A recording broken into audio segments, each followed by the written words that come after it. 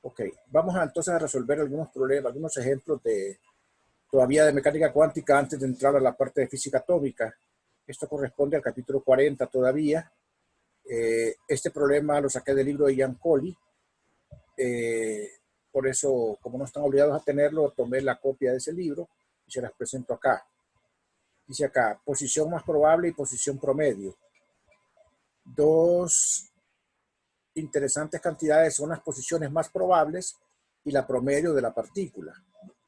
Considero un electrón en una caja rígida de ancho 1.0 por 10 a la menos 10 metros en el primer estado excitado, n igual a 2. Se refiere al problema de la caja, ¿verdad? ¿Cuál es la posición más probable y cuál es la posición promedio? Bueno, vamos a resolver el problema. Para encontrar la posición más probable, nosotros tenemos que definir dos cosas. Una, ¿qué es lo que estamos optimizando? Porque habla de más probable, o sea, un máximo, habla de un máximo. Es un problema de optimización. La función que vamos a optimizar es una probabilidad. Y en este caso es chi cuadrado, es una densidad de probabilidad, es chi cuadrado. Y entonces, luego nosotros, esa función para poderla optimizar, entonces lo que nosotros hacemos es que tomamos su derivada y la igualamos a 0 y encontramos cuáles son los valores que cumplen esa condición de optimización. Entonces, exactamente eso es lo que vamos a hacer. Entonces, la función de onda para n igual a 2 en la caja cuadrada es esta que tenemos acá, psi igual a raíz de 2L seno de 2pi entre L por X. Ustedes recuerdan las funciones de onda para la caja cuadrada, es esa.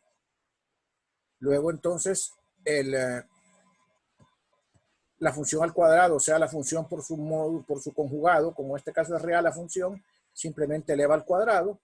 Entonces va a ser 2L seno cuadrado de 2pi entre L por X. Y entonces aplicamos la condición de máximos y mínimos. Tomamos la derivada de la función, densidad de probabilidad, que es psi cuadrado, y la derivamos una vez con respecto a X, e igualamos eso a 0. Entonces, si derivamos con respecto a X, vamos a tener acá el raíz de 2L, y sale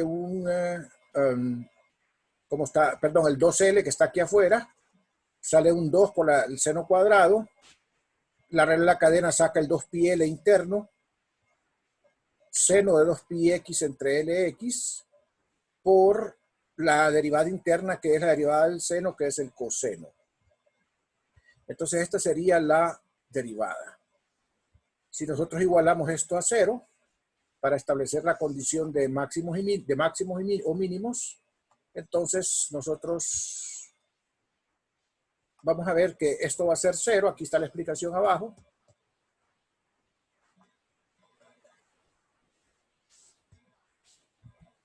Esto va a ser 0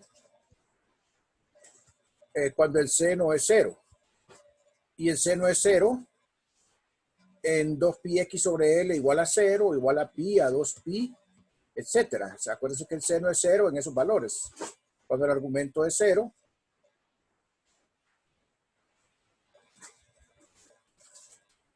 cuando el argumento es pi, cuando es 2pi, etcétera. Entonces,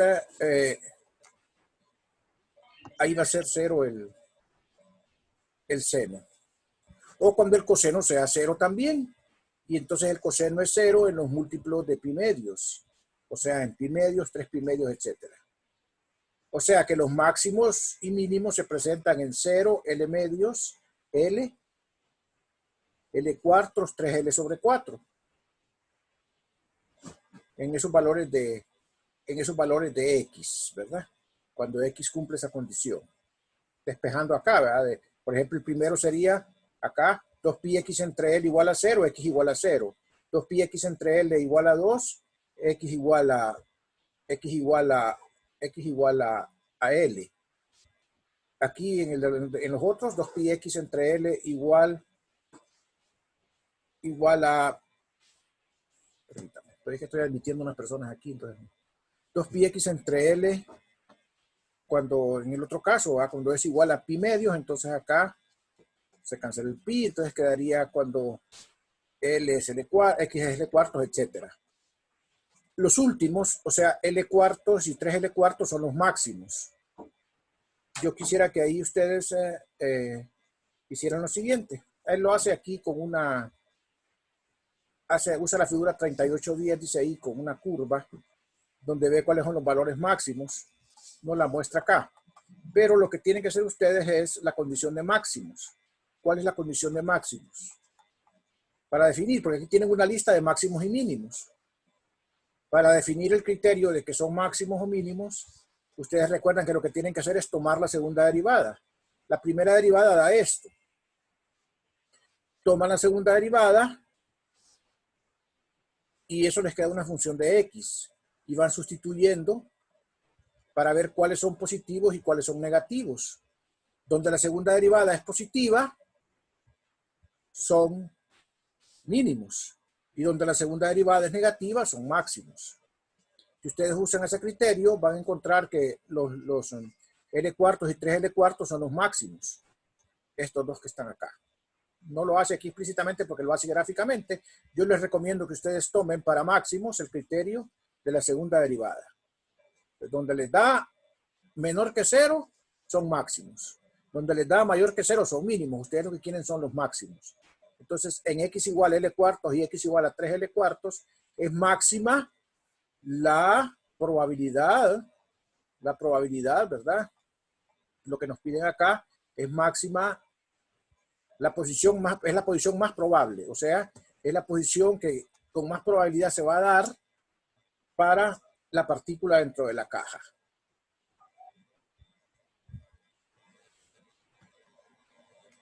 Bien, entonces, ¿alguna pregunta ahí? Me voy a detener aquí 10 segundos por si tienen una pregunta ahí. Solo recuerden su curso de cálculo básico, de cálculo diferencial, en el que cálculo 1 le enseñan eso a uno. Cuando optimiza, derivo 2 veces la función y si sustituyo los valores de X que son extremos, máximos o mínimos, donde me da negativo, son máximos, donde me da negativo, son mínimos.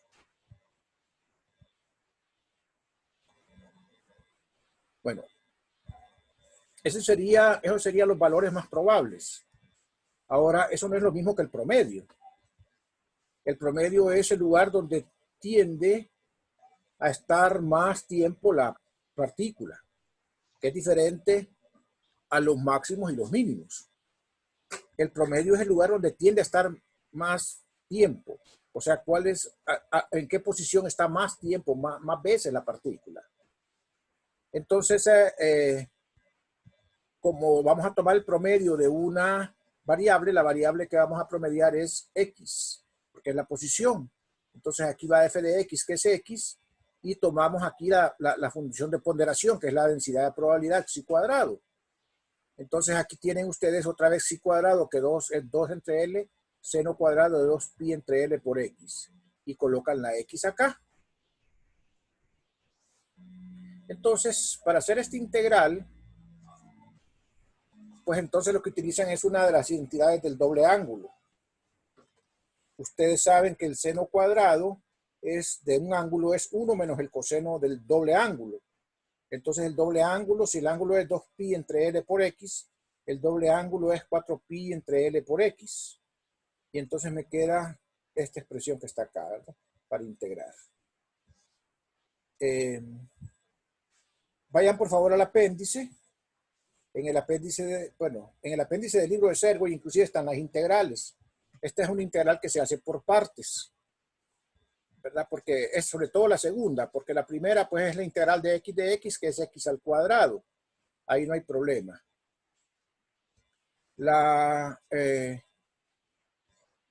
Acá, como la que va a ser un poquito más complicada es la integral de X por el coseno. Pero entonces si hacemos U igual a X y d de b igual a coseno de X, entonces la integral va a ser U por B. Entonces, si d de b es coseno, si d de b es coseno, B es la integral del coseno, que es el seno.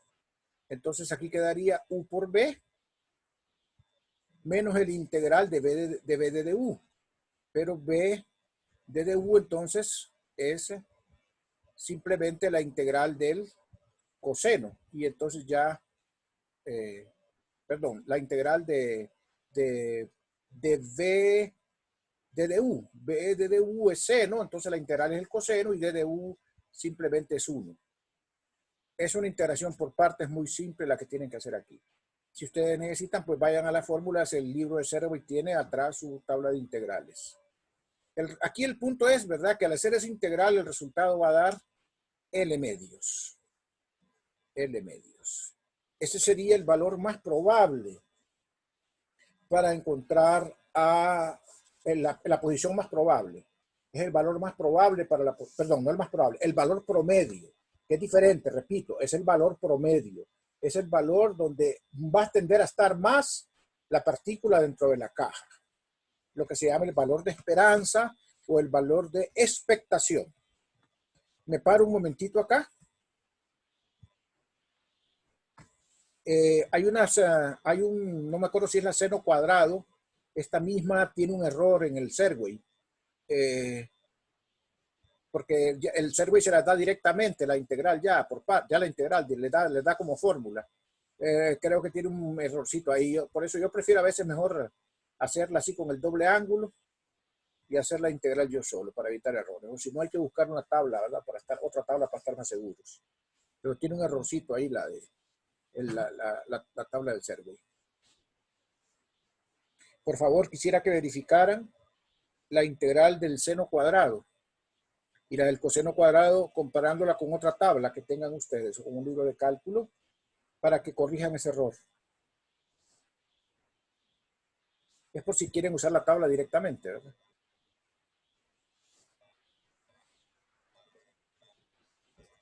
¿Preguntas? Ok. Voy entonces a continuar, solo que hoy me voy a ir a otra presentación. Aquí tengo el problema de Serway. Es un problema de Serway.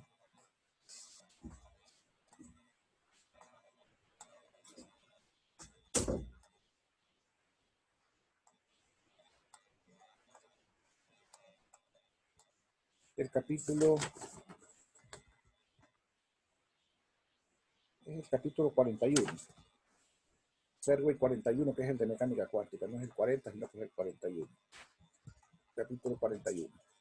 Dice este problema que tenemos acá. La función de onda de una partícula cuántica es psi de x igual a coseno kx más b seno kx. Es cualquier sistema donde A y B y K son constantes. Demuestre que Xi es una solución de la ecuación de Schrödinger. Si la partícula está libre, U igual a 0. O sea, es una solución si la partícula está libre, o sea, si el potencial es igual a 0 y encuentre la energía correspondiente de la partícula.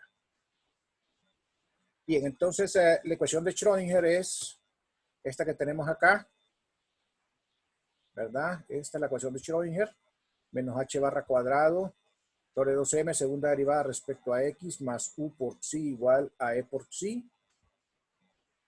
Entonces vamos a tomar nosotros la primera derivada, tomando psi como esto que está acá. Entonces la derivada del primer término es a por la derivada de coseno, que es menos seno, y la k, que es la interna, entonces menos ak seno. Y la derivada del seno es el coseno, entonces sale bk coseno acá. Esa es la primera derivada. Ahora tomamos la segunda derivada y tenemos que es menos ak cuadrado, porque aquí derivamos el seno, la derivada del seno es coseno kx menos bk cuadrado coseno de kx, seno de kx. Si ustedes aquí se dan cuenta, sacan de factor común sacan de factor común el k cuadrado y el signo menos, lo que van a tener es a coseno kx más b seno kx, que es exactamente xi. Por lo tanto, esto es menos k cuadrado por xi.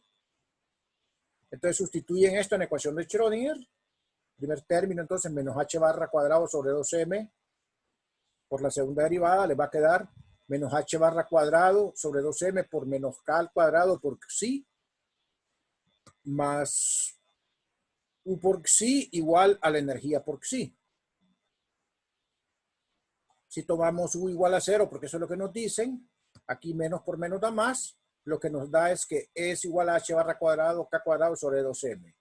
Eso significa que en efecto va a ser solución, ¿verdad? La expresión que está ahí que nos dieron va a ser solución si la energía es h barra cuadrado k cuadrado sobre 2m. ¿Ok? Entonces ahí está resuelto el problema. Voy a pararme 10 segundos por si tienen alguna pregunta, algún comentario.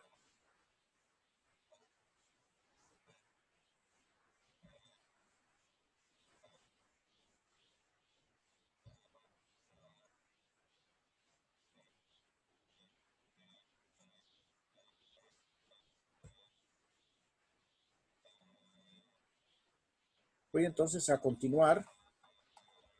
Un problema más. Vamos a hacer este problema. Dice, una partícula está descrita por la función de onda psi de x igual a coseno 2πx entre L para x mayor o igual que menos L cuartos y menor o igual que L cuartos y 0 para los otros valores de x. Inciso A. Determina la constante de normalización A. Inciso B. ¿Cuál es la probabilidad de que la partícula se encuentre entre x igual a 0 y x igual a L octavos si se mide su posición? Sugerencia, dice, usa la ecuación 41.6. Ok, entonces la probabilidad se normaliza de menos infinito hasta infinito. Es para todos los valores. No se les vaya a olvidar a ustedes eso. Lo que ocurre es que en este problema circunstancialmente damos un 0 acá porque la función es 0 fuera del intervalo de menos L cuartos a L cuartos. O sea que hay un 0 y otro 0 si tuviéramos que sumar acá para el otro intervalo. ¿Verdad? Hay otro 0 acá, ¿verdad? Porque la integral desde menos infinito hasta menos L cuartos de psi de x, de xi cuadrado de x es 0. Igual la integral desde L cuartos hasta más infinito es 0. Entonces solamente queda la integral desde menos L cuartos hasta L cuartos.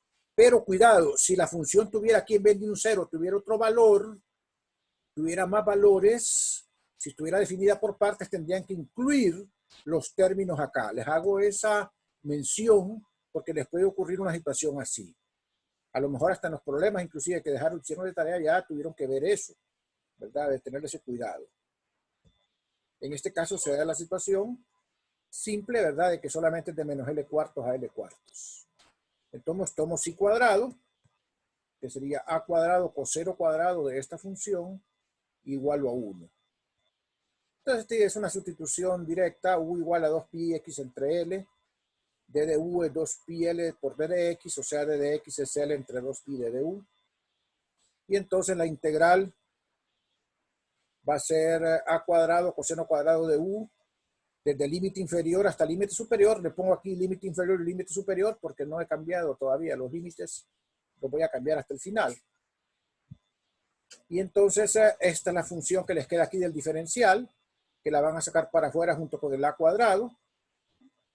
Pueden usar una tabla, no tienen por qué hacerla toda. Yo lo que hice fue que acá tomé la identidad del doble ángulo para poner el coseno cuadrado como 1 más coseno de u sobre 2. Aquí se me olvidó, lógicamente, apuntar además del a cuadrado, sería un L entre 2pi. Aquí hay que ponerlo, un L entre 2pi.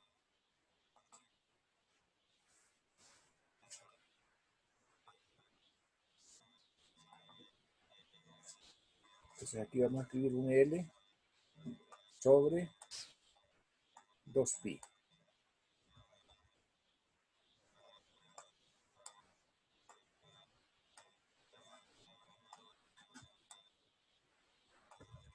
¿Verdad? Entonces, qué feo que aquí lo vamos a arreglar.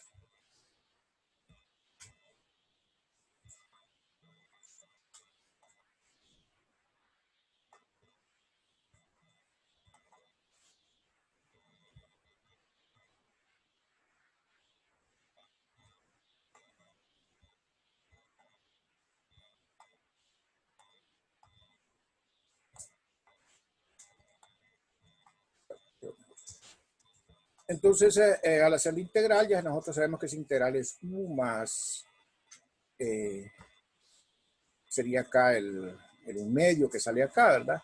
El seno de 2u entre el límite inferior y el límite superior. El límite superior, entonces, es cuando x es, estos son L cuartos, menos L cuartos y L cuartos. Entonces, los límites para u serían, no, ya pasé a x, u es 2πx entre L, lo pasé a x también aquí, pongo los límites normales en x.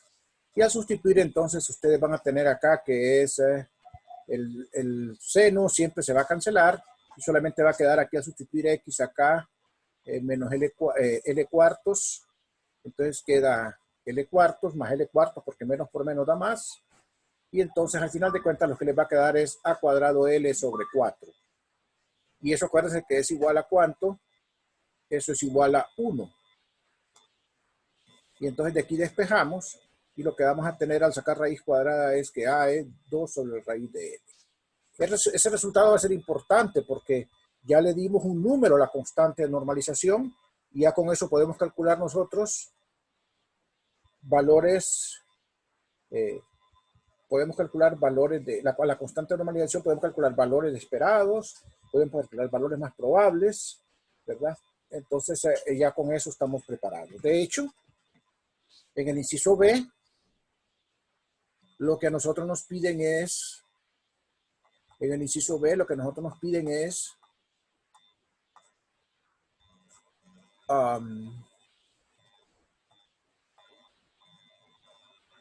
bueno, no lo pone acá, ni lo apunté yo, se me fue por alto, ni lo copié. Bueno, si quieren anoten ahí en su cuaderno, ¿verdad? El inciso B, lo que nos piden es la probabilidad de encontrar a la partícula, o sea, en una posición X, o sea, si entre 0 y L octavos. ¿Cuál es la probabilidad de encontrarla en la posición X entre 0 y L octavos? La probabilidad. Entonces la probabilidad, acuérdense que es xi cuadrado desde X integrado. Pero ahora ya tenemos nosotros el valor de A. Entonces copiamos A cuadrado acá y sustituimos el valor de A cuadrado que es 2 entre L. Y sabemos entonces que ahora es coseno cuadrado de 2πx entre L de dx y otra vez la misma integral. No voy a repetir aquí porque sería innecesario repetir cómo se hace esa integral porque fue la que hice anteriormente. Entonces ustedes solo tienen que hacer la integral otra vez y ahora evaluar entre el límite inferior y el límite superior. Cuando van a la variable x, los límites serían 0 y L octavos, que uno nos pide. Y el resultado sería 0.0409. Eso indica que en el intervalo entre 0 y L octavos, la partícula es más probable que se encuentre en x igual a 0.409. Esa es la probabilidad de encontrarla entre 0 y L octavos. O sea, la partícula puede estar, acuérdense que la función de onda está desde menos L cuartos hasta L cuartos. Entonces, si nosotros queremos ver cuál es la probabilidad de que esté en el octavo rincón derecho, es 0.409. Me paro 10 segundos por si tienen comentarios.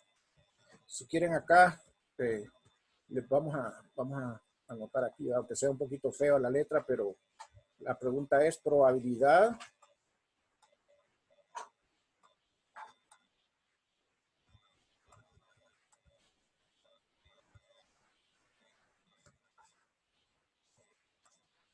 de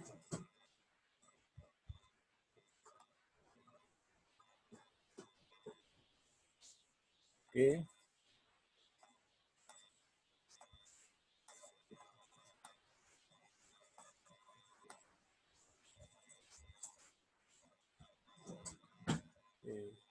X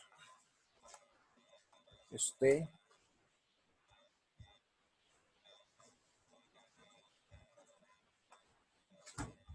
en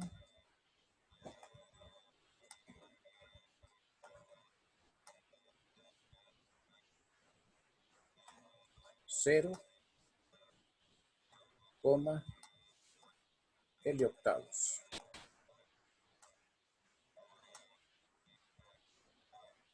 Ese es el inciso B.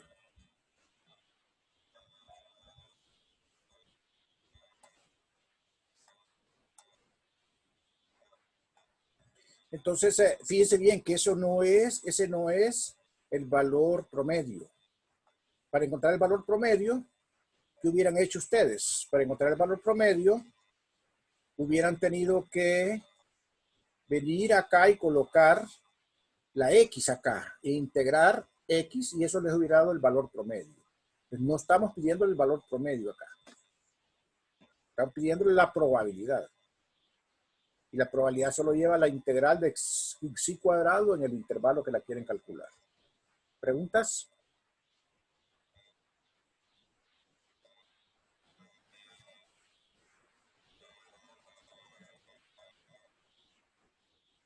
Bien, quedan unos 5 minutos ahí todavía. Voy a aprovecharlos para introducir entonces el siguiente tema.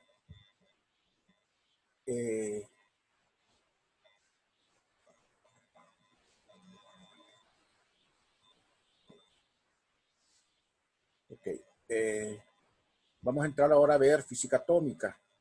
Esta es, pues, como, en cierto modo, esta es la mitad de la cereza del pastel. Porque, digamos, aquí es donde se va plasmando la importancia, sobre todo para los químicos, ¿verdad?, de estos resultados de la mecánica cuántica. Entonces,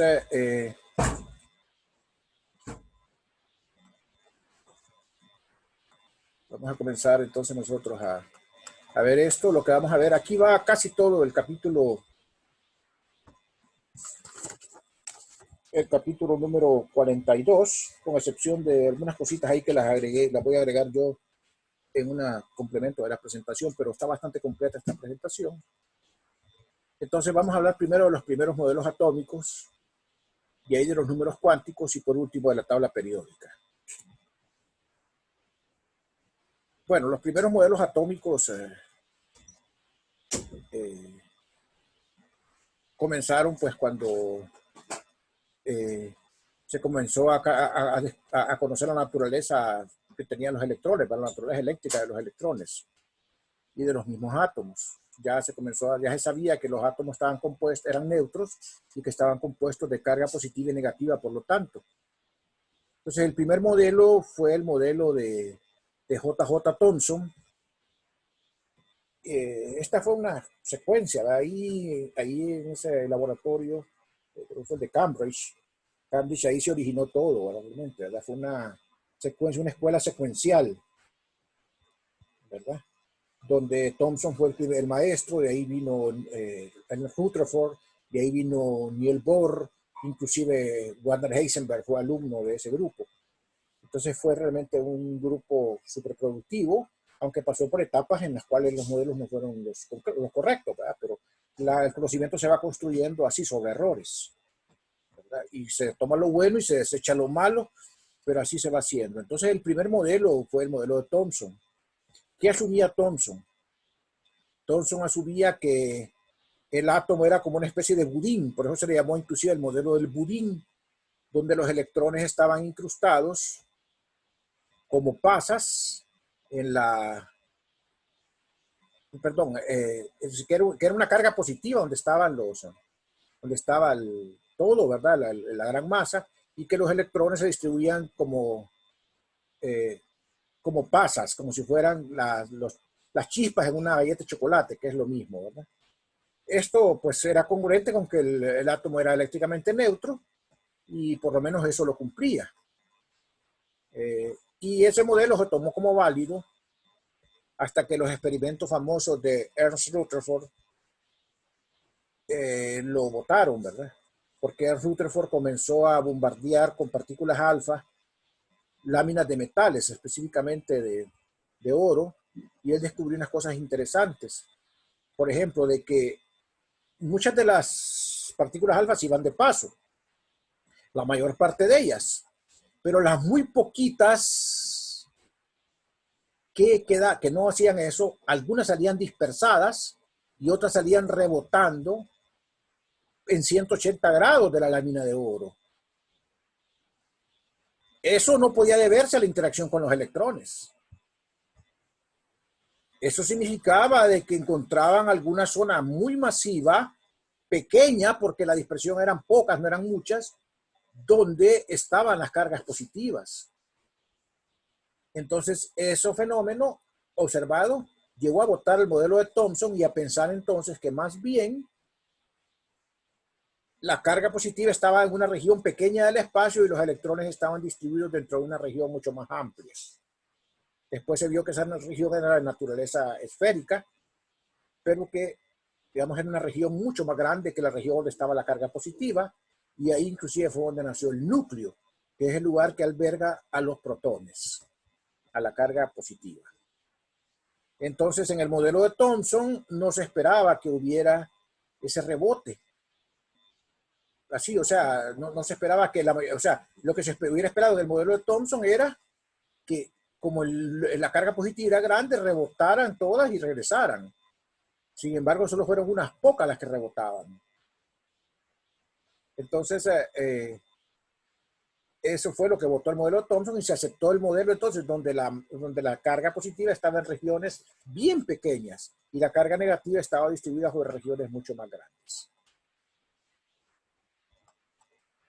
Ahí tenemos los modelos, ¿verdad? El modelo de Thomson, ¿verdad? Entonces, más bien, no había dispersión en el modelo de Thomson, corrijo, porque como la carga estaba distribuida en todo el espacio, en todo el espacio grande no había una concentración de carga, entonces se evitaba que hubieran dispersiones grandes, entonces las partículas pasaban, las partículas alfa como que si no pasara nada.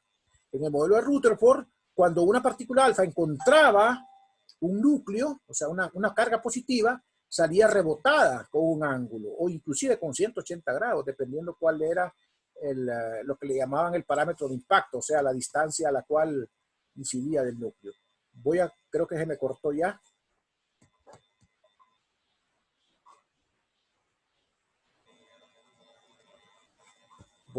¿Me escuchan todavía? Sí. Entonces, pues voy a cortar porque ya me está dando anuncios aquí ya. Entonces voy a cortar y voy a comunicarme en 10 minutos. ¿Ok? En 10 minutos.